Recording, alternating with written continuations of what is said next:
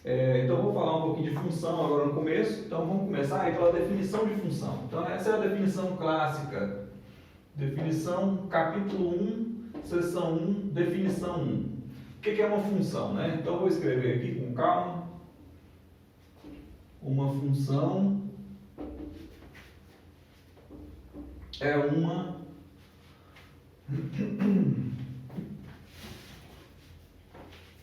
função é uma terna. Então o que é isso, né? Eu vou parar aqui porque é o seguinte, uma função ela não é um objeto inteiro, vamos dizer assim, é um objeto que tem três partes. Então isso aqui, eu já paro a frase aqui porque você já começa pensando que a função ela é um objeto, você já se prepara para receber um objeto com três partes, né? Então é uma terna de domínio. Deixa eu ver como é que está escrito no texto exatamente. De um domínio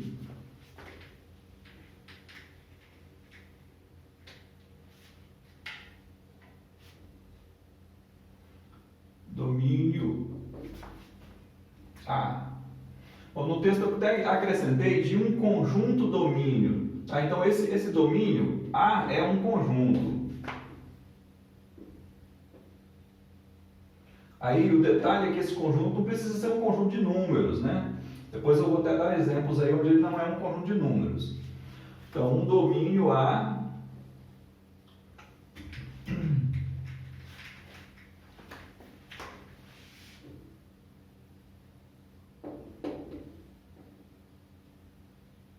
um contradomínio B, só o nome que eu estou dando para o contradomínio,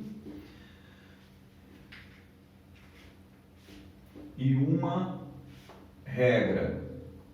Bom, então aqui eu paro de novo. Ó. Então eu tenho três objetos. Nós estamos definindo o que é uma função, sabemos que é uma terna, e essa terna são três objetos: um domínio, o contradomínio e uma regra. Então o domínio e o contradomínio são conjuntos. Então, domínio e contradomínio são conjuntos, é isso que a gente sabe. A regra, eu vou dizer o que é essa regra. Ela tem um detalhezinho a mais, dois detalhes nessa regra.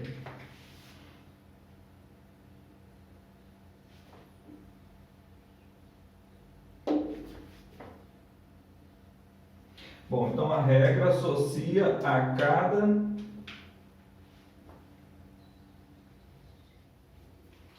cada elemento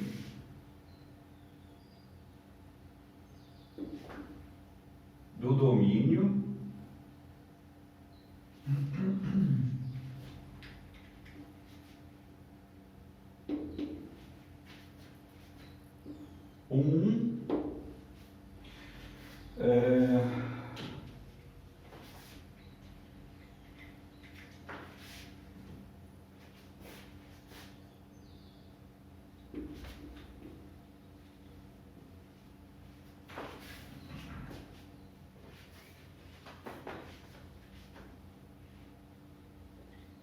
e somente um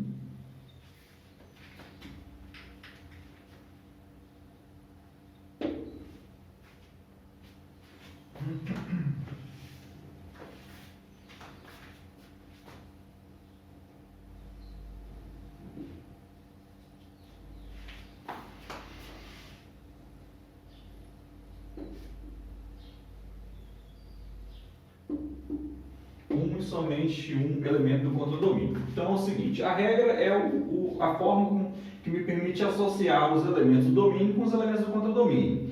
Então vou pegar um exemplo, o exemplo já está aí no texto. Então o próximo exemplo, a gente tem um diagrama aí do próximo exemplo, que é 1, 2, 3, ABC. Então vou começar com esse exemplo aí. Só ver a numeração dele. Então o próximo exemplo, eu não vou fazer o exemplo, mas eu vou usar os conjuntos. Então, exemplo, capítulo 1, seção 1, primeiro exemplo. Então, o conjunto que eu tenho é conjunto A e o conjunto B. Então, o conjunto A é 1, 2 e 3. Então, 1, 2 e 3. E o conjunto B, A, B e C. Então, esse aqui é o conjunto B. Então, esse é o diagrama da função.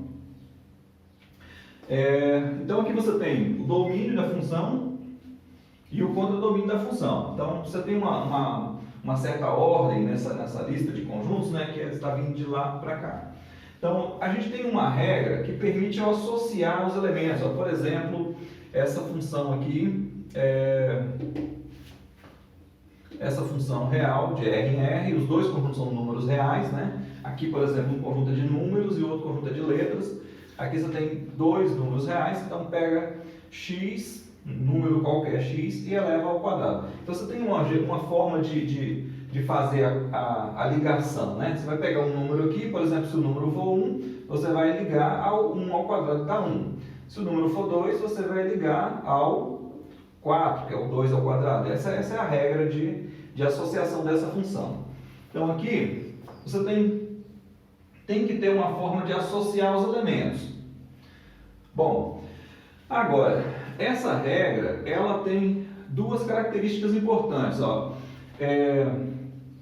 Cada elemento do domínio vai ser associado a um elemento do contradomínio. Tá? Então, quando eu digo cada elemento do domínio, eu estou dizendo o seguinte: todo elemento do domínio é associado a alguém. Então, cada elemento do domínio, ou seja, todos, são associados a um elemento do contradomínio. Então, aqui não pode sobrar elementos.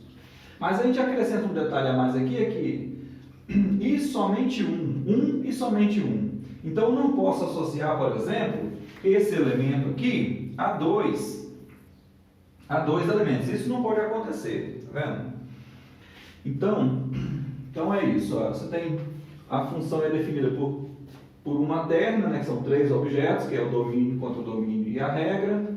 A regra tem essas duas características, que é todo elemento do domínio tem que estar associado a alguém. Por exemplo, aqui está sobrando dois elementos, não pode sobrar. E um elemento está associado a dois, isso também não pode acontecer. Tá?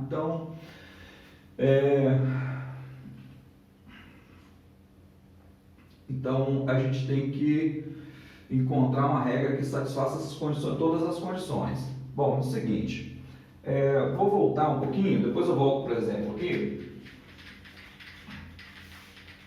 Então, anotação de função. Qual é a anotação de função? A gente estava examinando esses detalhes aí. Qual é a anotação de função? Né? Então, você tem a definição clássica de função e notação. Então, a notação é o seguinte, você vai usar o nome da função, dois pontos, o domínio, o contradomínio, então ligado por uma seta simples, a variável e uma seta diferente, e f de x, ou seja, o nome da função aplicado no argumento, ou variável muda, né? Isso aqui é uma variável que não tem tanta importância.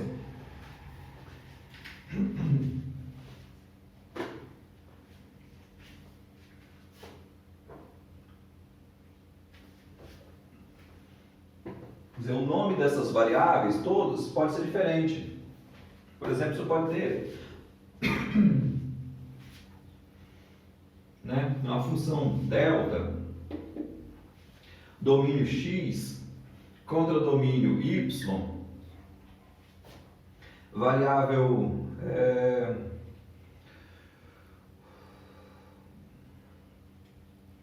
eu ia colocar delta minúsculo, vou pensar em outra coisa aqui. Variável alfa associado a delta de alfa. Então, o que vem aqui? Nome da função, domínio, contradomínio. A estrutura é essa, né?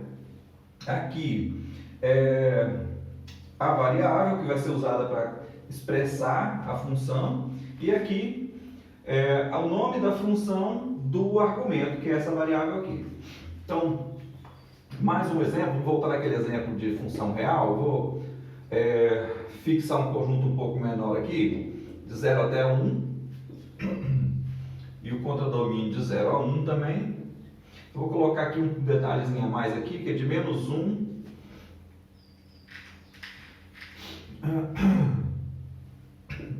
menos 1 até 1, e o contradomínio é 0, 1. Então aqui é a seta simples. E aqui a variável, que eu vou usar o x, e aqui a expressão da função, que no caso é a função x ao quadrado.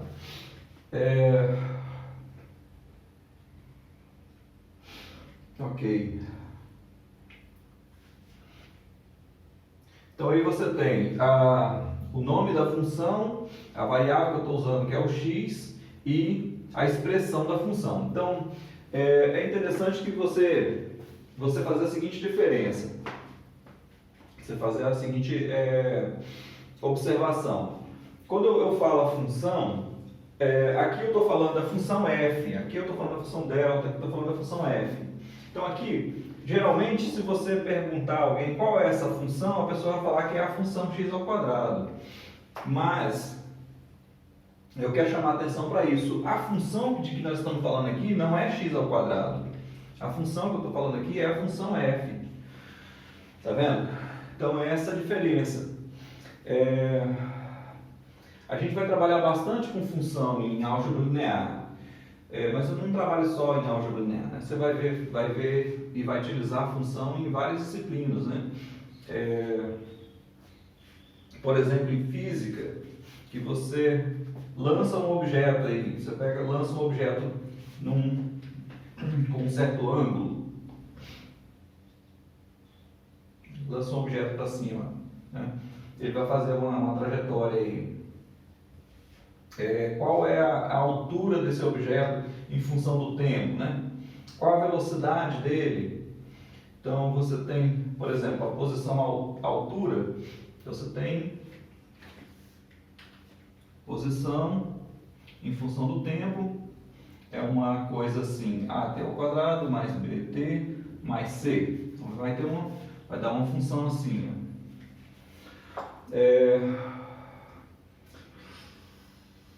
Quando você falar, por exemplo, velocidade é 5t, por exemplo. Aí você não pensa muito que v é uma função, mas é uma função. Quando você escreve essa igualdade, né, você tem uma função. Na verdade, você está falando v de t é igual a 5t. Tá vendo? Então, você está usando função. Então, na física, talvez a gente não dê muita atenção à função. A gente vai usar implicitamente, né? A gente não dê muita atenção. Mas no cálculo, por exemplo, você vai usar muito função. Mas no cálculo você vai estar mais preocupado com o gráfico da função, né?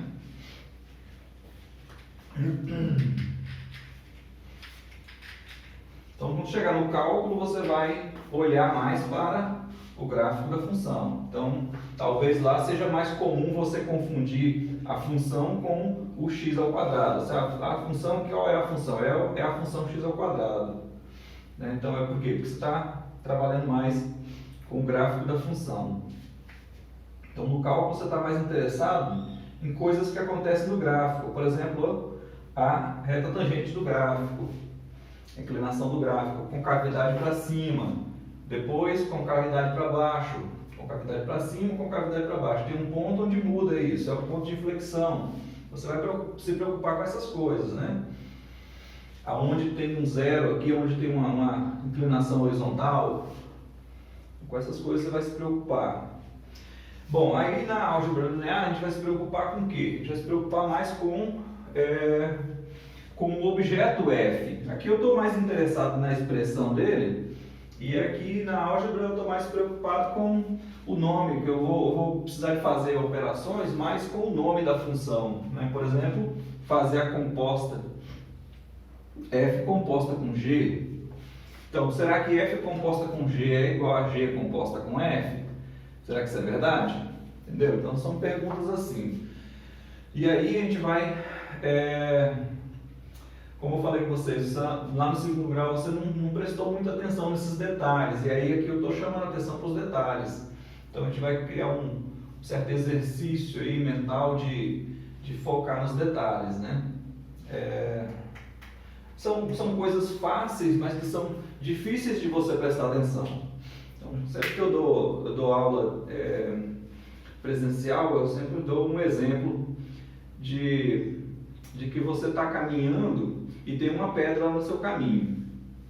E você nunca observa a pedra, até você chutar ela. Aí você chutou e você começa a observar, porque doeu, né?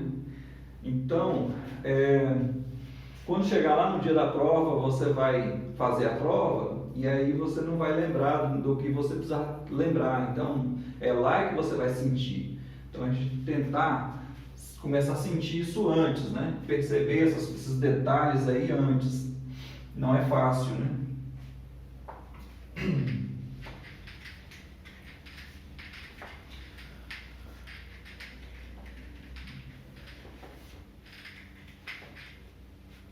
Então tá ok, esse é o básico aí, a definição, está escrita bonitinho ali, anotação, domínio, contradomínio, variável, seja lá ela qual for, e a expressão da função. A expressão é a f, aí o parêntese e dentro o argumento, que é a variável. Né? Ok, então vou fazer os exemplos. Vou fazer os exemplos de diagramas de função e não função. Então, o primeiro diagrama ali é o exemplo 1, capítulo 1, seção 1, exemplo 1. Então, ele tem A e B. Então, 1, 2 e 3, 1, 2 e 3, e aqui A, B e C. A, B e C. Então, a conexão que a gente tem as conexões que a gente tem são um B, um ligado no B, e o 3 ligado no A. Então, isso não é o diagrama de uma função. Por que não é o diagrama de uma função? Porque tem um cara sobrando aqui, ó. Pode sobrar aqui? Pode, não tem problema. A gente não está reclamando de sobrar no contradomínio. Então, depois tem outras duas definições que vão reclamar do contradomínio, mas a princípio nós estamos trabalhando só com as condições aqui no domínio.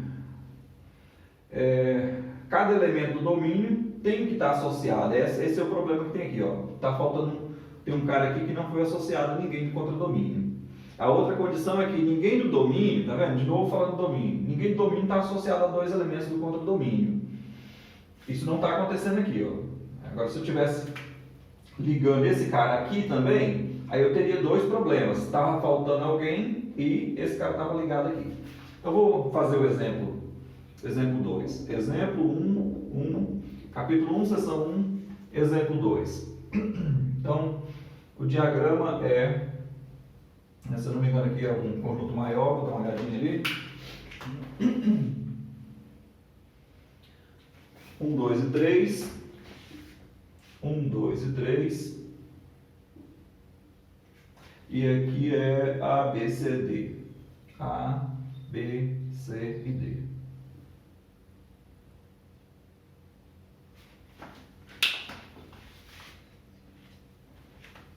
Bom, as conexões são na sequência 1, 2 e 3, descendo. Então, 1 vai em B, 2 em C e 3 em D. E depois a gente liga o 3 no A também. Então, o 3 está ligado no A. Então, esse também não é o diagrama de uma função. Por que não é o diagrama de uma função? Porque a gente tem o 3, todo mundo domínio, então cada elemento do domínio está associado ao elemento contra domínio. Isso está ok. Mas tem um do domínio que está associado a mais do que um. O 3 está associado ao A e ao D. Então, o 3 é o problema desse caso. Tinha que ser somente um. Né? Está associado a 1 e somente 1. Então, o 3 está associado a dois elementos ali. E aí, finalmente, tem um exemplo 3, que é um exemplo de um diagrama de uma função. E aí a gente destaca outros problemas que poderiam parecem problemas, né, mas não são exatamente problemas. Então aqui 1, 2, 3, e aqui também A, B e C. A, B, C e D, aliás.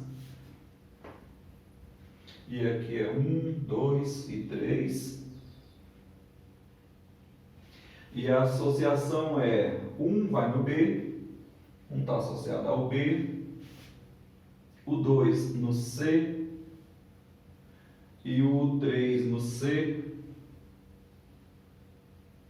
e só.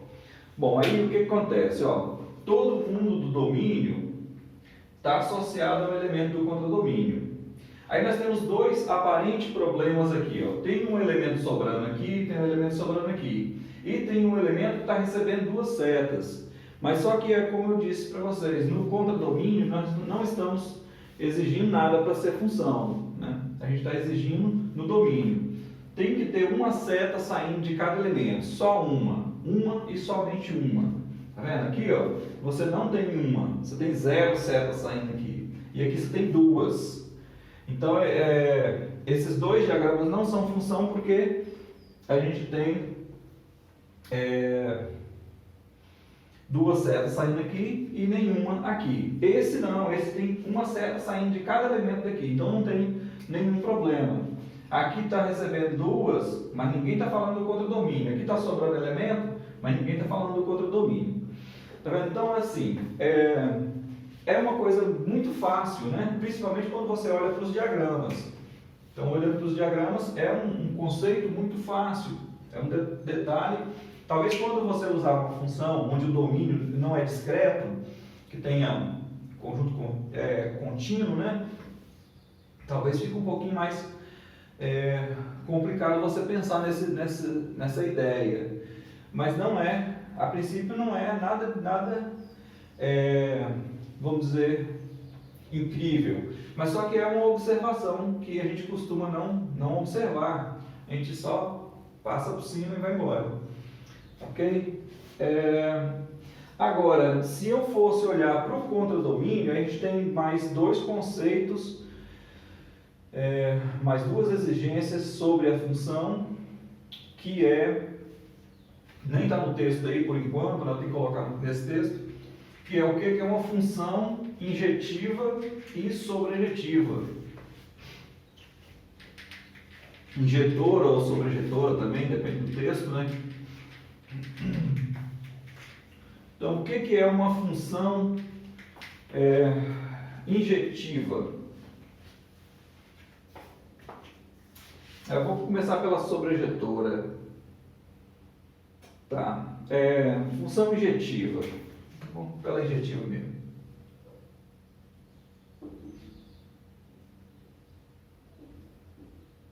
O que é uma função injetiva? Esse exemplo de função não é injetiva. Por quê? Porque ele está recebendo dois elementos. Esse elemento C do contradomínio está sendo associado a dois elementos do domínio. Então, quando é que uma função é injetiva? Ela é injetiva, vamos chamar de função f de x,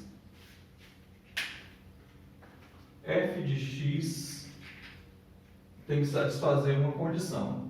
Se o x é diferente do y, por exemplo, aqui, ó, 2 é diferente de 3.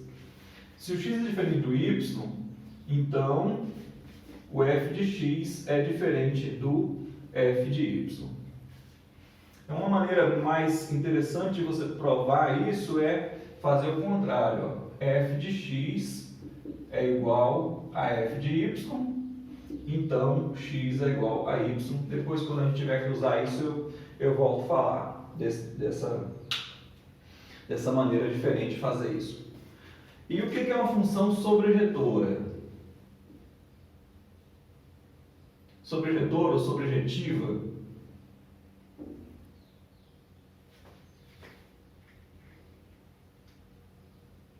Vamos escrever igual, né? Sobrejetiva. O que é uma função sobrejetiva.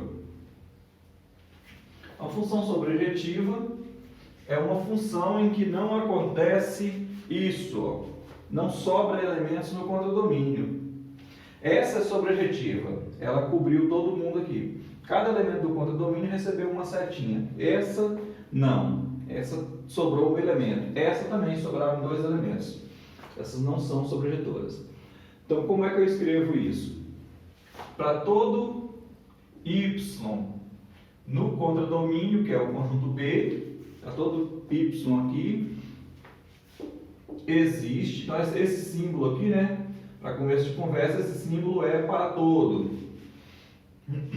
Para todo y em B existe um x no domínio, tal que f de x é igual a y, ou seja, o x está associado ao y. Por exemplo, aqui, para A no contradomínio, esse cara aqui é o nosso y. Não existe ninguém aqui no domínio que está associado a ele. Então, não existe esse x, mas tem que existir para ser sobrejetiva. Aqui, por exemplo, pega um cara qualquer, aliás, no contradomínio, desculpa. Vamos pegar esse cara aqui, ó. Esse é o y. Para esse y, existe um x, que é 2, que está associado a ele. Então, isso aqui é uma função sobrejetiva. Só um comentário a mais aí, né? Um outro conceito é a função bijetiva, que é ao mesmo tempo injetiva e sobrejetiva.